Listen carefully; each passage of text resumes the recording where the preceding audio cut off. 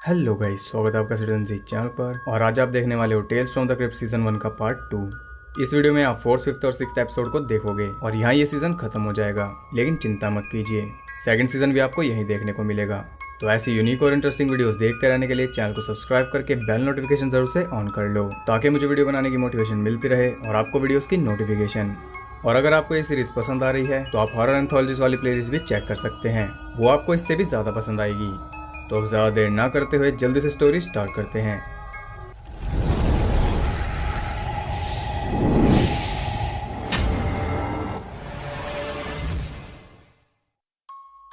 Fort tell का नाम है ओनली सिंडीप। ये कहानी है सिल्विया वेन की, जो कि एक प्रोस्टिट्यूट थी। सिल्विया बहुत ज़्यादा ब्यूटीफुल थी और हर कोई इसकी ब्यूटी की तारीफ करता था। वो खुद भी अपने आप से ऑब्सेस थी। उसे लगता था कि उससे ऊपर कोई नहीं है। उसकी एक साथी भी थी रेवन। उनके प्रोफेशन की वजह से उनकी लाइफ इजी नहीं थी। लोग बिना बात के उन्हें परेशान करते थे। एक दिन एक थग सिल्विया को परेशान कर रहा था, लेकिन सिल्विया किसी से दबने वाली नहीं थी। वो उस थग को उससे दूर रहने की वार्निंग देती है और वो चुपचाप वहाँ से चला जाता है। लेकिन रेवन कहती है कि उसका ये एटीट्यूड उसके काम के लिए खतरा बन सकता है। अब सिल्विया भी अपनी खुशी से ये काम नहीं कर रही थी। उसके भी सपने बड़े बड़े थे। वो रोज अमीर लोगों को देखती थी जो पूरा दिन ऐश करते थे और हर रात पार्टी करते थे। वो भी उतना अमीर बनना चाहती थी और इसके लिए वो बहुत दिमाग भी लड़ाती थी। वो फिगर आउट करती है कि वो भी उतनी ही सुंदर है जितनी के वो लड़कियां जो उन पार्टीज में जाती हैं। उसे बस अपने लुक को थोड़ा क्लासी बनाना था और इसके लिए जरूरत थी पैसे की, जो कि उसके पास था नहीं। लेकिन इसका भी सोल्यूशन वो निकाल लेती है। उसने तय कर लिया था कि वो इन गलियों में वापस कभी नहीं आएगी। वो उस थग के पास माफी मांगने जाती है, लेकिन माफी के बहाने वो गन पॉइंट पर उससे सारा पैसा और ज्वेलरी छीन लेती है। अब वो इतनी आसानी से उसे कैसे जाने दे सकता था। वो उससे गन छीनने की कोशिश करता है और इसी सब के बीच सिल्विया सच में उसे गोली मार देती है। उसका सारा सामान लेकर वो जाती है एक पॉन शॉप पर, जिसे चलाता था ब्रेट नाम का आदमी। उसकी शॉप में बहुत ही अजीब चीजें लगी हुई थी। सिल्विया भी उन्हें ही देख रही थी। तभी एक बूढ़ी औरत उसकी शॉप में आती है और उसे कहती है कि तुमने उसे चुरा लिया। बस इतना कहकर वो रोते हुए वहां से चली जाती है। अब ये सब सिल्विया को फनी लगता है। ब्रेट उसे कहता है कि वो उसकी ज्वेलरी नहीं ले सकता क्योंकि वो बहुत ज्यादा एक्सपेंसिव थी और उसे लग रहा था कि सिल्विया किसी का मर्डर करके ये सब लाई है, जो कि बिल्कुल सच है। अब इससे पहले वो पकड़ी जाए, वो चुपचाप सारा सामान उठाकर वहां से चल देती है। लेकिन ब्रेट उसे रोक लेता है। वो कहता है कि उसे ज्वेलरी में कोई इंटरेस्ट नहीं है, लेकिन वो किसी और चीज में इंटरेस्टेड है और वो है सिल्विया की ब्यूटी। वो उसे $10,000 कैश ऑफर करता है। बदले में वो उसकी ब्यूटी का एक मोल्ड बनाने वाला था। सिल्विया एकदम इसके लिए राजी हो गई थी। आखिरकार उसकी ब्यूटी उसके काम आने वाली थी और इतने पैसे के बदले सिर्फ फेस का एक मोल्ड, ये उसके लिए फायदे का सौदा था। लेकिन उसे समझने में थोड़ी गलती हुई थी। वो उसके फेस का नहीं बल्कि ब्यूटी का मोल्ड बना रहा था और उसने सिल्विया को 4 महीने का टाइम दिया था अपनी ब्यूटी को वापस रिडीम करने के लिए। सिल्विया ये सब बातें ज्यादा सीरियसली नहीं लेती क्योंकि उसके दिमाग में पैसों को लेकर बहुत कुछ चल रहा था। लेकिन डेफिनेटली दाल में कुछ काला था, क्योंकि ब्रेट के पास पहले भी कई सारे मोल्ड्स रखे हुए थे। खैर, वो उसका मोल्ड भी बना देता है और सिल्विया पैसे लेकर वहां से चली जाती है। लेकिन उसके जाते ही ब्रेट उसके मोल्ड पर किसी तरह का वूडू करने लगता है और ये वो कर रहा था अपनी वाइफ के लिए, जो कि पता नहीं कब से डेड है। उधर सिल्विया उस पैसे का पूरा यूज अपने मेकओवर पर करती है और अपना लुक एनहेंस करके वो सीधा पहुंचती है उसी पार्टी में जिसे वो रोज देखती थी, लेकिन उसमें जा नहीं पाती थी। और वहां उसे देख रही थी रेवन, जो कि उसे देखकर हैरान थी। लेकिन उसे देखने वाली सिर्फ रेवन ही नहीं थी, पार्टी में भी सब उसे ही देख रहे थे। लेकिन सिल्विया का टारगेट फिक्स था और वो था उस जगह का ओनर रॉनी। वो सीधा उसे अपने जाल में फंसा लेती है और यहाँ से उनकी लव स्टोरी शुरू होती है, रॉनी की सिल्विया के साथ और सिल्विया की पैसे के साथ। ऐसे ही 4 महीने बीत जाते हैं और इन 4 महीनों में सिल्विया ने जितनी ऐश की थी उतनी उसने अपनी पूरी लाइफ में नहीं की थी। लेकिन उसे बिल्कुल भी आइडिया नहीं था कि ऐश का जीवन अब एंड होने वाला है। एक दिन वो नोटिस करती है कि उसके फेस पर रिंकल्स पड़ने लगे थे। कुछ दिन तो वो इसे अवॉइड करती है, लेकिन उसकी प्रॉब्लम बढ़ती जा रही थी, इसलिए वो सीधा जाती है डॉक्टर के पास। डॉक्टर उसके सारे टेस्ट करता है, लेकिन उसे कोई भी प्रॉब्लम नहीं थी। फिर भी उसका चेहरा रोज और ज्यादा बिगड़ता जा रहा था। कल तक वो 21 साल की दिखती थी और वो 50 साल की दिखने लगी है, और कल वो कैसे दिखेगी ये सोचकर उसकी हालत खराब थी। ब्यूटी के दम पर ही वो 4 महीने से ऐश कर रही थी, और अगर ब्यूटी ही नहीं रही तो ऐश कैसे रहेगी। डॉक्टर उसे याद करने के लिए कहता है कि पिछले 6 महीने में उसने कोई ट्रीटमेंट तो नहीं करवाया, और तब उसे याद आता है कि 4 महीने पहले उसने अपने फेस का मोल्ड बनवाया था, मतलब कि ब्यूटी का। अब उसे अपनी प्रॉब्लम का एग्जैक्ट रीजन पता चल चुका था। वो सीधा ब्रेट के पास उसकी शॉप पर जाती है, क्योंकि अपनी ब्यूटी को वापस रिडीम करने के लिए उसे 4 महीने का टाइम मिला था। लेकिन ब्रेट उसकी ब्यूटी वापस नहीं करता, क्योंकि आज 4 महीने से एक दिन फालतू हो चुका था। अब यहाँ आप समझ गए होंगे कि स्टार्टिंग में जो बूढ़ी औरत ब्रेट की शॉप में आई थी, उसने ये क्यों कहा था कि तुमने उसे चुरा लिया। उसकी भी ब्यूटी ब्रेट ने चुराई थी, लेकिन चुराना एक गलत वर्ड है। ब्रेट ने उनकी ब्यूटी खरीदी है और उसने उन्हें सब कुछ क्लियरली बताया था। उन्हीं की आंख 4 महीनों से पैसे ने बंद की हुई थी। वो लड़की तो बेचारी बेबस थी, लेकिन आपको पता ही है कि सिल्विया किसी से नहीं दबती। वो उसके ऊपर भी गन पॉइंट कर देती है और उसे ब्यूटी वापस देने का प्राइस पूछती है, क्योंकि उसे कौन सा अपना पैसा देना था। ब्रिट उससे $1,00,000 मांगता है और वो जल्दी से उन्हें लाने चली जाती है।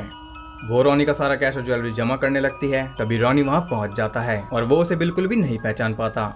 वो सोचता है कि वो कोई पागल औरत है जो उसके घर में चोरी करने आई है। रॉनी जल्दी से पुलिस को कॉल करता है। तभी सिल्विया उसे शूट कर देती है। वो सारा कैश जमा करके वहाँ से भाग रही थी और जल्दी जल्दी में उसकी गन भी वहीं पर गिर जाती है। वो शॉप पर पहुंचती है तो शॉप उसे बंद मिलती है। तो वो पीछे का दरवाजा तोड़कर अंदर घुस जाती है। अंदर उसे कई सारे मोल्ड्स मिलते हैं, लेकिन उसका मोल्ड उनमें नहीं था।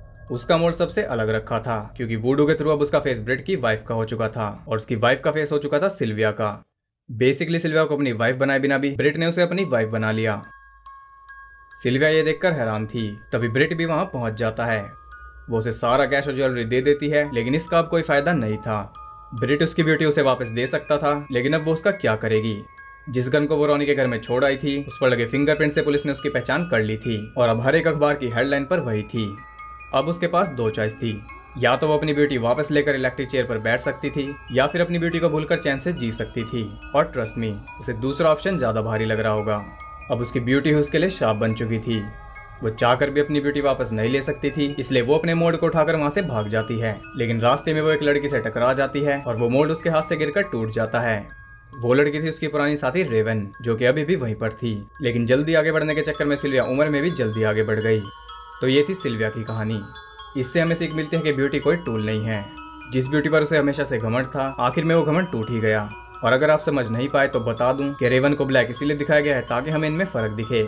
दोनों साथ ही थी, लेकिन सिल्विया हमेशा यही सोचती थी कि उससे ज्यादा ब्यूटीफुल कोई नहीं है, जबकि कम तो कोई भी किसी से नहीं है। आखिर में रेवन के पास जीने के लिए साल थे, लेकिन सिल्विया के। तो ये था 4th एपिसोड। 5th टेल का नाम है lover come hack to me. ये कहानी है पैगी और चार्ल्स की, जिनकी अभी अभी शादी हुई है। पैगी एक अनाथ है, लेकिन उसके नाम पर ढेर सारी प्रॉपर्टी है जो उसकी मदर उसके लिए छोड़ गई थी, और इसीलिए चार्ल्स ने उससे शादी की है। उसकी केयरटेकर एडिथ ने उसे बहुत समझाया, लेकिन पैगी को सच में लगता है कि चार्ली उससे प्यार करता है। पैगी एक डम कैरेक्टर की तरह दिखाई गई है, जो आसानी से किसी की भी बातों में आ जाती है। अब वो दोनों अपने हनीमून के लिए बाहर जा रहे हैं, लेकिन बहुत हैवी रेनफॉल शुरू हो जाती है और उन्हें रास्ता ब्लॉक मिलता है। अब वो आगे नहीं जा सकते थे और ना ही वो वापस जाना चाहते थे। चार्ली बाहर चेक करने जाता है और सामने ही उसे एक मैंशन दिखाई देता है। वो वापस आकर ये पैगी को बताता है। वो डिसाइड करते हैं कि वो उस मैंशन में जाएंगे। वो कार लेकर वहां जाने लगते हैं, लेकिन कार में चाबी ही नहीं थी। पैगी कहते हैं कि वो कुछ नहीं जानती, शायद चार्ली ने उन्हें बाहर कहीं गिरा दिया है। अब उनके पास कोई रास्ता नहीं था, इसलिए वो भागते हुए उस मैंशन तक जाते हैं। उस मैंशन में कोई नहीं था और वो लॉक था, लेकिन पैगी को बाहर उसकी चाबी मिल जाती है। वो जल्दी से लॉक खोलकर अंदर चले जाते हैं। वो मैंशन हद से ज्यादा क्रीपी था। वहाँ सामने ही एक बैटल एक्स लगी हुई थी। ये सब देखकर पैगी टेरिफाइड थी, लेकिन चार्ली को ये सब नॉर्मल लग रहा था। अब वो एक हनीमून सूट तो नहीं था, लेकिन रात बिताने के लिए वो बुरी जगह भी नहीं थी। पूरा मेंशन पुराना, टूटा फूटा और धूल से भरा हुआ था, लेकिन बेडरूम एकदम साफ सुथरा था, जैसे स्पेशली किसी ने उसे रेडी किया हो। अब वहाँ वो अपना परफेक्ट हनीमून मनाते हैं। रात को अचानक चार्ली की आंख खुलती है और वो देखता है कि पैगी वहाँ नहीं थी। वो खिड़की से नीचे देखता है तो पैगी उसे किसी और आदमी के साथ दिखाई देती है। ये सब देखकर चार्ली कंफ्यूज था, क्योंकि अभी तक तो पैगी उसे एकदम डम लगती थी। उसने ऐसा कुछ बिल्कुल भी एक्सपेक्ट नहीं किया था। वो उन दोनों को छुपकर देखता है। पैगी फिर से हनीमून मना रही थी। फर्क सिर्फ ये था कि इस बार उसके साथ चार्ली नहीं था, और चार्ली को भी इससे कोई फर्क नहीं पड़ता, क्योंकि उसे तो सिर्फ पैगी का पैसा चाहिए था। लेकिन अभी उसे फर्क पड़ने वाला है। उनका काम खत्म होने के बाद पैगी वो बैटल एक्स उठाती है और उस आदमी को मारने लगती है। चार्ली जल्दी से उसे बचाने जाता है, लेकिन वो उसे छू भी नहीं पाता। वो उसके आर पार हो रहा था और ना ही वो पैगी को दिख रहा था। इसका मतलब ये हो सकता है कि वो दोनों भूत हैं, या फिर ये कि चार्ली को भी पैगी ने मार दिया है और अब वो भूत बन चुका है। सेकंड वाला ऑप्शन ज्यादा सेंस बना रहा है। चार्ली कुछ भी समझ नहीं पा रहा था कि ये क्या हो रहा है। तभी पैगी उस आदमी का नाम लेती है। उसका नाम था एलन, और तब चार्ली को याद आता है कि एलन तो पैगी के डैड का नाम था, जो उसके पैदा होने से पहले ही मर गए थे। यहाँ से पता चलता है कि वो पैगी नहीं बल्कि उसकी मॉम है, जिसने अपनी वेडिंग नाइट पर इसी घर में अपने हस्बैंड को मारा था, पैगी को कंसीव करने के बाद। इस सब से चार्ली दहशत से भर चुका था। वो जोर जोर से चिल्लाने लगता है और तभी वो जाग जाता है। वो एक बुरा सपना देख रहा था, लेकिन क्या वो सिर्फ सपना ही था? वो पैगी को इसके बारे में बताता है और वो कहती है कि उसकी मॉम की वेडिंग नाइट पर एक्जैक्टली यही हुआ था। इसे ही वो परफेक्ट हनीमून कहते हैं, और ऑफ कोर्स पैगी को भी परफेक्ट हनीमून चाहिए, इसलिए वो भी उसे एक्स से चार्ली को मार देती है। अगले दिन वो वापस एडिथ के पास जाती है, और अब उसके पेट में एक बच्ची भी थी, जिसे वो यही सिखाएगी, और वो भी उनकी तरह परफेक्ट हनीमून मनाकर उनके फैमिली ट्रेडिशन को जिंदा रखेगी। अब ये मत पूछना कि उसे कैसे पता चला उसे लड़की होगी, ये तो सिर्फ उसे ही पता है। तो ये थी पैगी की कहानी।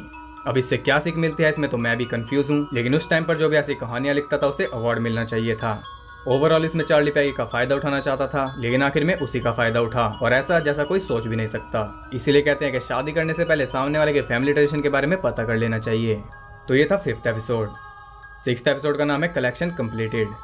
ये कहानी एक बूढ़े आदमी जोनस की, जो कि आज ही अपने काम से रिटायर हुआ है। घर पर उसकी वाइफ अनीता ने उसके लिए एक स्पेशल पार्टी रखी है, जिसमें उसने कई सारे गेस्ट भी बुलाए हैं, लेकिन जोनस को इस सबसे कोई मतलब नहीं था। वो थका हुआ था और वो ऊपर जाकर सो जाता है। जोनस एक खड़ूस टाइप का आदमी है, वो पक्का SBI में काम करता होगा। उसके बिहेवियर से अनीता भी डिसअपॉइंटेड थी और उसके गेस्ट भी। जी हाँ, सारे गेस्ट उसके द्वारा अडॉप्ट किए हुए एनिमल्स थे।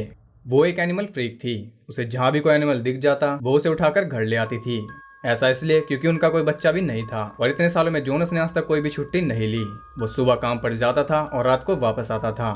इतने साल अनीता ने एनिमल्स के सहारे ही निकाले हैं, और वो उन्हें अपने फैमिली मेंबर्स की तरह समझती है। असल में वो दोनों एक दूसरे को अच्छी तरह जानते भी नहीं हैं, क्योंकि उन्होंने कभी एक साथ टाइम बिताया ही नहीं। जोनस ने कभी उसके लिए टाइम निकाला ही नहीं, और ना ही अनीता ने उसे कभी फोर्स किया। लेकिन अब जोनस के पास टाइम ही टाइम था। अब जाकर वो दोनों एक साथ रहने वाले थे, लेकिन वो अकेले नहीं थे। उनके बीच थे ढेर सारे पेट्स, जो कि जोनस को बिल्कुल भी पसंद नहीं थे। पहले तो वो पूरा दिन जॉब पर रहता था, इसलिए उसे कभी फर्क नहीं पड़ा, लेकिन अब ये उसे बहुत ज्यादा बॉदर कर रहा था। अनीता अच्छा खासा ब्रेकफास्ट बनाती है अपने डॉग्स के लिए, और जोनस को वो वही रेगुलर ब्रेकफास्ट देती है। अब ऑब्वियसली जोनस को ये बिल्कुल भी पसंद नहीं आता, क्योंकि यहाँ उसे अपनी वर्थ एनिमल से भी कम लगी।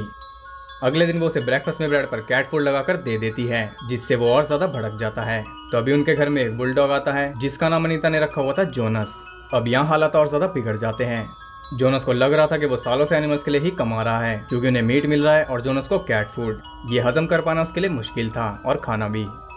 रात को जोनस को थोड़ी खांसी हो जाती है, तो अनीता उसके लिए कुछ ब्राउनीज लेकर आती है। उन्हें खाकर वो बहुत खुश था, लेकिन उनका टेस्ट उसे अजीब लग रहा था। तब अनीता बताती है कि उसने ब्राउनी में उसे दवाई रख कर दी है। ये सुनकर वो चिल्ला पड़ता है, क्योंकि वो एक ह्यूमन है, लेकिन अनीता उसे एक एनिमल की तरह ट्रीट करे जा रही है। ऊपर से उसे हर जगह एनिमल्स ही दिख रहे थे। पानी पीता था तो उससे पहले बिल्लियां पानी पी जाती थी। अपने लॉन में जाता था तो वहाँ पर डॉग्स भरे रहते थे। बाथटब में जाता तो वहाँ फिश भरी रहती थी, और अनीता उन सबसे बातें करती थी। इस सबसे धीरे धीरे उसका दिमाग खिसकता जा रहा था। ऊपर से वो पूरे दिन खाली रहता था, और खाली दिमाग शैतान का घर होता है। इसलिए जोनस ने अपने लिए एक नई हॉबी ढूंढी थी। वो बेसमेंट में कुछ करता रहता था, और अनीता को वहां आने की परमिशन नहीं थी। ऐसे ही कई दिन बीत जाते हैं, और अचानक जोनस गायब हो जाता है। अनीता का हस्बैंड नहीं, उसका डॉग।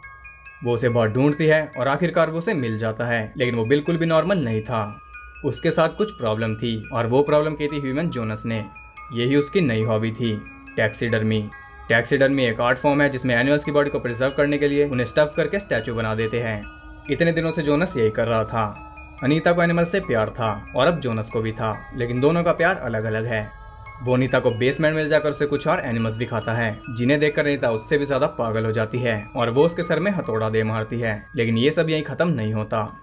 उसे एनिमल्स के साथ साथ घर में एक आदमी भी चाहिए था, जिसका वो ख्याल रख सके। इसलिए वो जोनस की टैक्सीडर्मी कर देती है, और वो दोनों खुशी खुशी रहने लगते हैं।